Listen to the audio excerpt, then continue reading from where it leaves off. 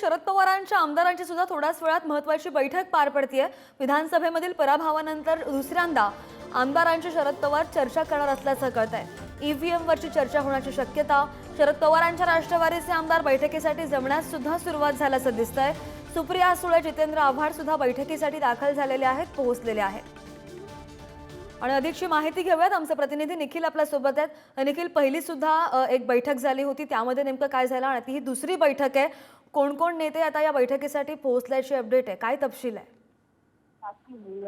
श्रद्धा, आज राष्ट्रवादी शरदचंद्र पवार पक्षाची महत्वाची बैठक आहे ती मुंबईतील बेलाड इस्टेट असलेल्या एनसीपी कार्यालयामध्ये आयोजित करण्यात आलेली आहे आणि या बैठकीसाठी स्वतः शरद पवार असतील, त्यासोबतच सुप्रिया सुळे या देखील उपस्थित झालेल्या आहेत। आणि या बैठकीमध्ये आज या ठिकाणी विधिमंडळ गटनेते आहेत तो याच्यावर या ठिकाणी निवडू शकतात आणि याच्यावरती देखील चर्चा होताना आपल्याला पाहायला मिळतील। 10 आमदार आहेत या पक्षाचे, ते या बैठकीला उपस्थित असतील आणि आतापर्यंत जयंत पाटील असतील, त्यासोबतच जितेंद्र आव्हाड आणि बाकीचे प्रमुख नेते आणि त्यांच्यासोबतच आमदार आता येण्यासाठी सुरुवात झालेली आहे।